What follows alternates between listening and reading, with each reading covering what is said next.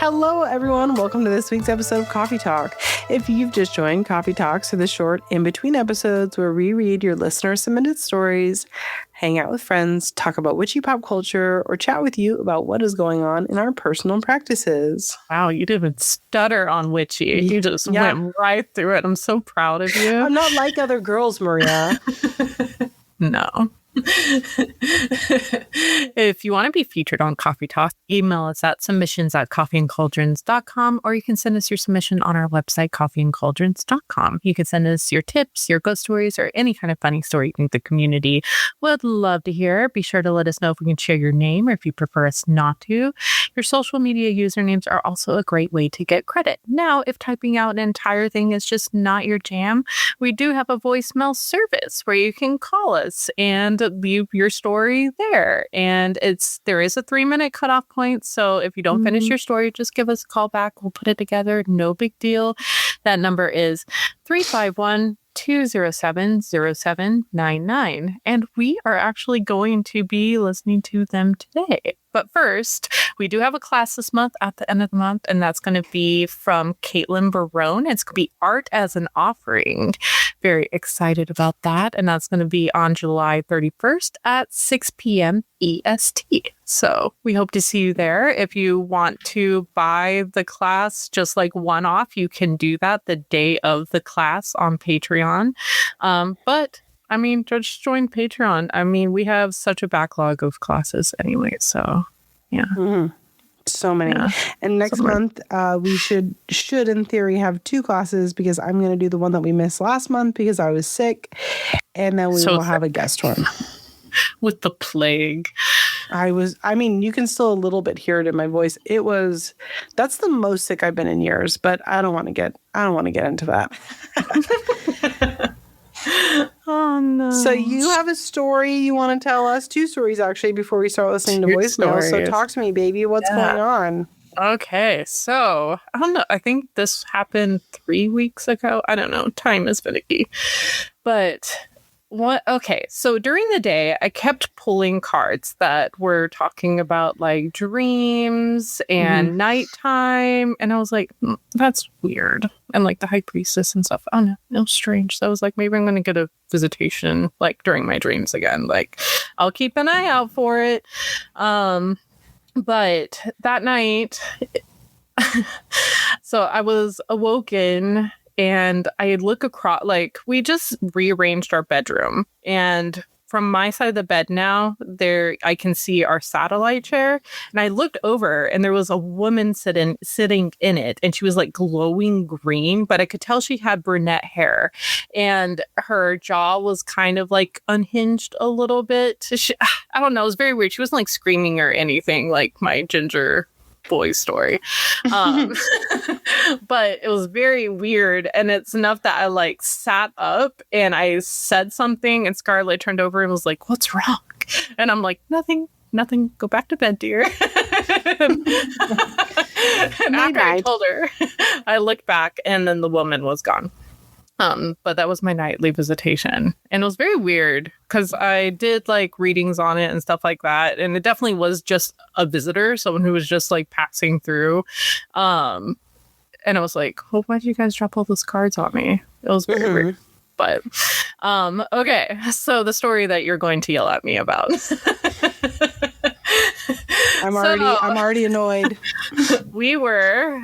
Last week for my wife's birthday, she requested that we go and stay in the mountains for like a few days. And we got a cabin. The cabin was so cute. So cute. Like there's no TV. There was a clawfoot tub and you're surrounded by nature. It felt very isolated, though there were neighbors nearby. And it was just, chef's kiss, like the most amazing place to stay. We each like finished a book each and it was just really cozy.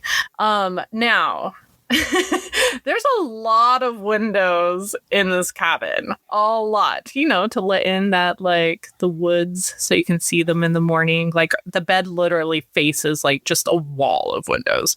And I don't know if you guys have heard this, but like in Appalachia, you've got to like cover the windows at night.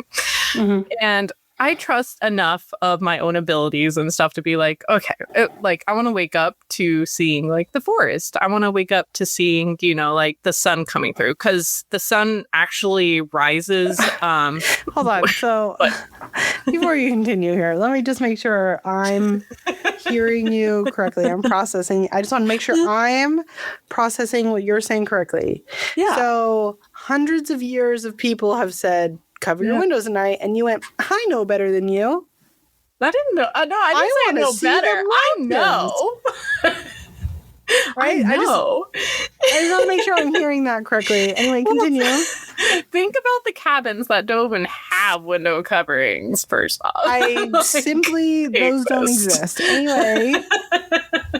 But anyways. What cabins, first of all, what cabins don't have window coverings? Okay. The ones with the big the big panes where it's like the triangle houses, like those are everywhere around there. Like where it's just like a sheet of windows.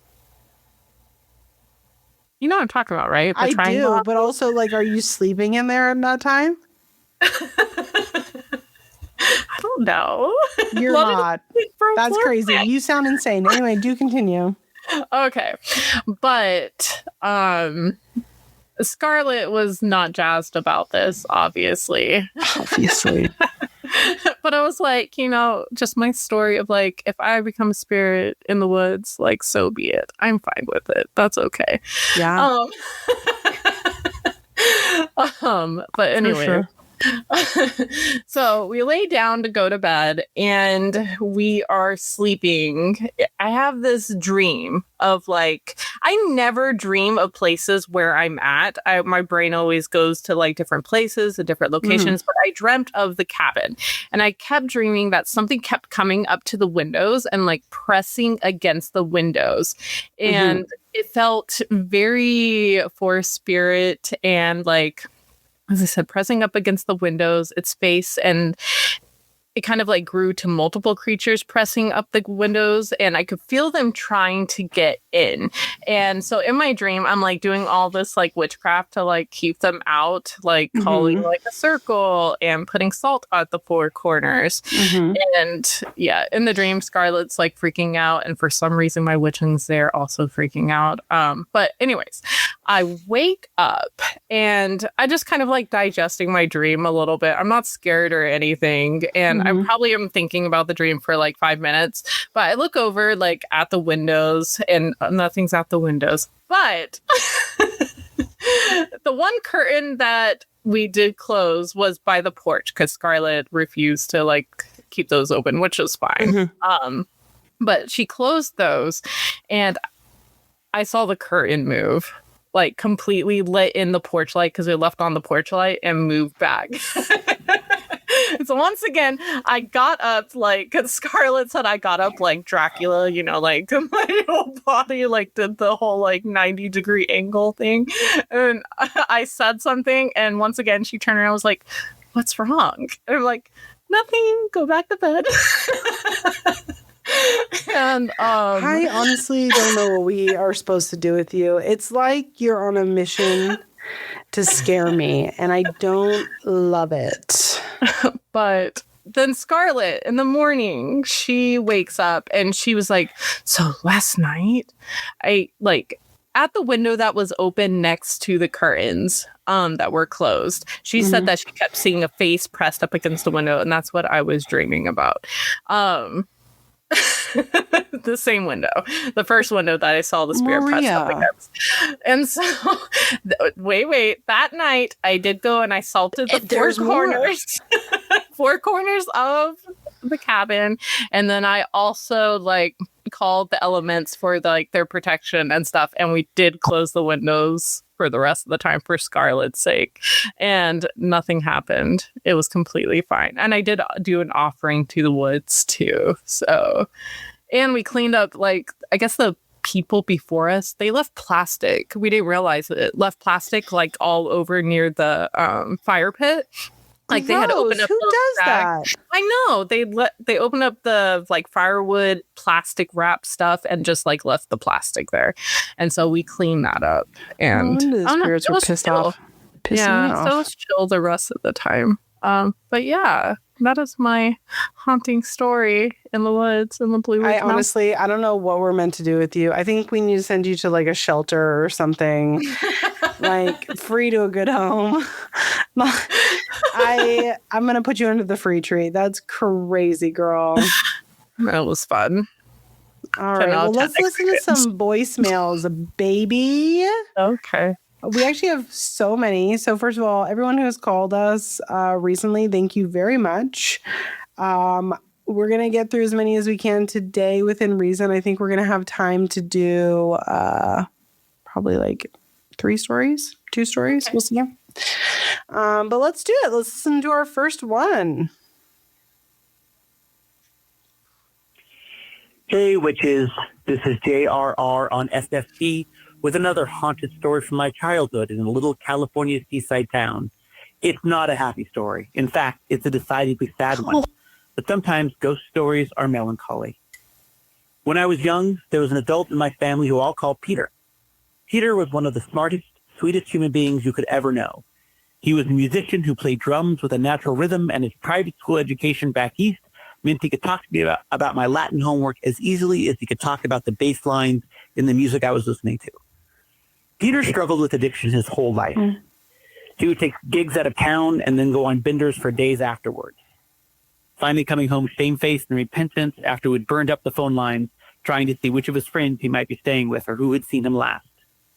He always said that our home was where his heart was, and he promised it wouldn't happen again. One year, when we were putting an addition onto our house and the adults of the family were doing as much of the work as possible themselves. This included Peter doing almost all of the digging of the foundation. We have pictures of him still, smiling and sweaty in his ragged purple work t-shirt, piles of dirt behind him after a long day of hard labor. Then he took a gig out of town, and he did not come back that night or the next day. I was a kid at the time, and as often happened when he did return, there was no big family fight. He was just back, and we carried on. I was deeply relieved when I heard him digging on the foundations outside and saw him on the work site. Work shirt drenched in sweat, wiry drummer's arms lifting shovelful after shovelful of dirt to finish the foundation digging so the contractor could do the next phase, which was pouring concrete. And that's why I didn't understand it when a day later, Peter came in the front door, shamefaced and repentant, as he had done so many times before, as if he had just come home that moment. Peter was never the same after that particular episode, almost like he had given up even trying to live straight. He ultimately left our family a year or so later when his addiction became too much, and he lived in a variety of rehabs or homeless shelters, ultimately dying of an overdose in a ratty squat. But I know the truth. I know that whatever trip he was on that night before he showed up to shovel and sweat on the addition to our family home, he literally gave up the ghost, which came back to the home where it was the happiest. Some crucial part of his soul tried to make it back, but his body wasn't ready to follow. And the years afterward, it's a prolonged curtain call. His spirit had already left his body and tried its best to fit back into the home where his heart truly belonged. Because I know I saw him, shovel in hand, digging away to help build our addition, the day before his body came back. So that's Peter's story. It's not part of a spooky aesthetic or a grab your girlfriend's hand or haunting, but it is a story about a ghost, his ghost, trying to get home. Love you all. Blessed be. Oh, that's horrible. So sad. Oh no, are you crying? No, I'm good. Oh, it sounded like you were crying for real. I was like, no, don't cry. That is so sad. But also, like, that's so real, too. You know what I mean? Like, how we as people can just connect so much with, like, a space, even if we're not there. You know what I mean? Yeah, absolutely. And there's so much beauty in that even though he was struggling, that's his home, you know, and that's so sad. JR. So sad. All right, let's listen to the next one. Hopefully this ghost story will be more upbeat.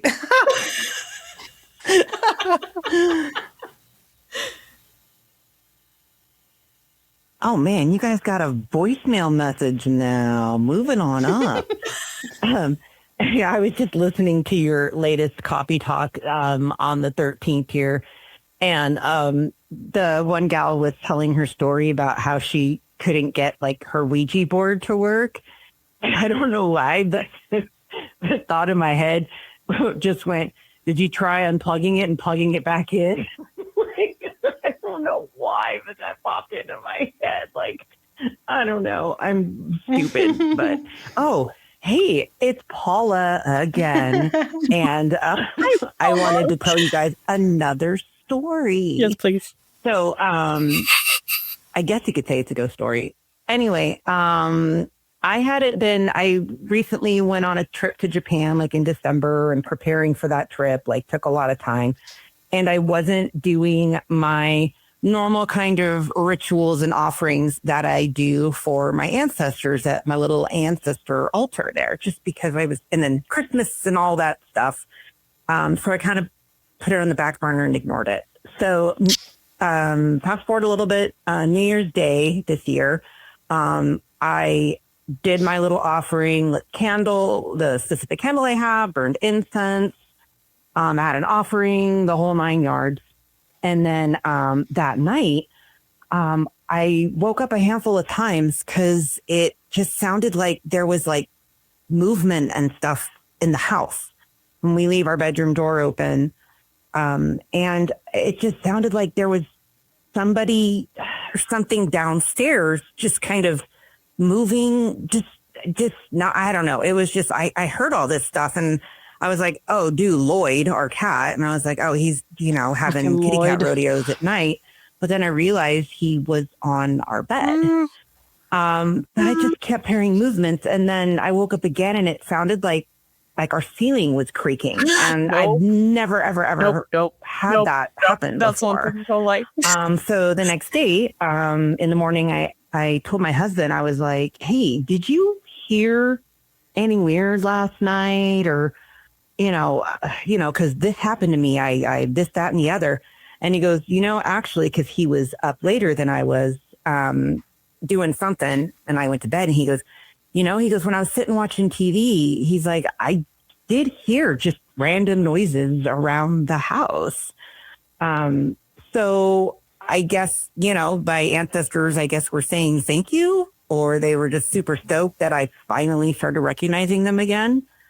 Yeah, that's my story. Thought that was pretty cool. So love you guys. Bye. But then Paula said to herself, nay, I need to call back 3 minutes later. So let's see what else Paula had to say. Hey, it's Paula again. I don't know if my dumbass had my whole story on there, if I got cut off and I just didn't hear the beep. But if I didn't, and you decide to air this, tell me, and I can email it or Paula, whatever, baby, if you guys listen, actually I love care that you call to hear back. it. So, yeah. Love you guys. Bye. I'm actually so fucking obsessed with that like follow-up voicemail. Paula's amazing. Thank you. That was so good. That was so good. She didn't, Paula, if you're listening to this, and I'm going to assume that you are, that beep didn't happen because you hung up the phone exactly 1 second from the 3-minute countdown. Impressive. You're a woman of efficiency. She's a witch. I'm so obsessed with that. Okay, we got time for one more. Let's do it. Ba-ba-da-ba-ba. Here we go. Hi, my name is Michaela. I love your podcast. I've been listening for almost 2 years now. I just wanted to say that. But I have this story. My friends own a crystal shop in the town I live in, Mount Carmel, Pennsylvania. It's called Pink Moon Collective. And we were all hanging out after hours at the shop like we do when we have an event that day. And we were just talking, and their shop is very pink and girly pop. So cute. They use a flower crown to decorate, to put on top of this 3-tiered tray, and it was tied on and heavy and leaning backwards. And we're talking, all three. There's the one owner, Mandy, was there. The other owner, Lisa, wasn't there. And then another girl who's a hairstylist in town was there. And we're all talking and chit-chatting.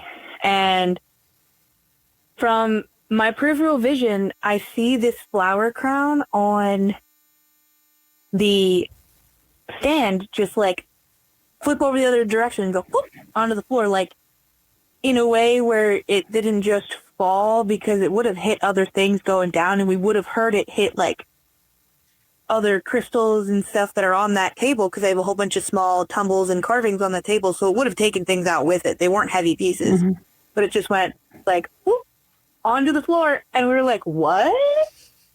And that crystal shop used to be the town's jail way long ago, but it doesn't look anything like that. The only thing that survives from it being the town jail is the hatch in the floor, then that's how you get to the basement. But nothing freaky has ever happened, or anything like unexplainable. I don't want to say freaky, because it wasn't really scary. None of us got like bad vibes. We were just like, whoa, what? What happened? Like, can I help you? Who needs something? But again, my name is Michaela. I have socials, because he said to. That's the best way to go there. My TikTok is Memento Mori 66, but I also have Tarot by Michaela. Because of the wonderful ladies at the crystal shop, I have branched out into doing tarot reading professionally. They are at Pink Moon Collective on all socials also as well. Hey, thanks, bye. I love you both platonically. First of all, I just looked up Pink Moon Collective. It is so girly pop. Like, it is so cute. Like, actually so cute. Because obviously she said it was girly pop, and I was like, sign me up. What does that mean? And it is really fucking cute. It's really cute. So I'm obsessed officially. You have a fan. But yeah, that's cute. Isn't it cute? Yeah. I love that. Also, the fact that there's like a basement that, first of all, just in general, basements that have to be open with a hatch. But no, it's a huge no for me. My grandma had one of those when I was a kid growing up, and it was so scary. Yeah. I just like how spirits are over there playing frisbee with the flower crowns. And you gotta think that just grisly like men just being like, oh, look at all this girly stuff, and just like throwing flower crowns around. Yeah, I don't know, man. This is so cute. I'm so obsessed. And I love that they're playing with flower crowns, and I love that this whole shop just exists and is like pink and cute and fun. Mm-hmm. Well, that's us for the day. That's as far as we're going to go with stories. We still have so many more to catch up with. Thank you all so much for sending them, for getting them to us. Of course, we always want more, so send us more. Maybe we'll do a big episode where it's just us listening to, it will be one of the main episodes. We're just listening to voicemails to catch up. That would be fun. We could do like a Twitch live. We could do a live thing that's nothing but listen-ins, and it's just us reacting. That would be really fun. That would be fun. You guys will have to send us your voice notes. And again, Paula, baby, I'm obsessed with that follow-up, so thank you. Thank you for that. I'm obsessed with her. I think she's the coolest. So, yeah, I agree. I agree. Well, thank you all so much for joining us this week for Coffee Talk. We hope to see you next week for our regular episode.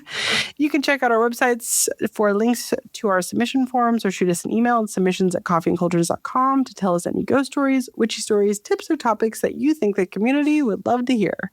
And as always, if you enjoy Coffee and Cauldrons, please take a moment to review us on whatever you are listening on. Or if you prefer to support us directly, consider joining us on Patreon, where we share articles, episodes, have Spill the Milk Box, and a Discord. Yeah, it's the best. We'll see you guys there. Bye. Bye.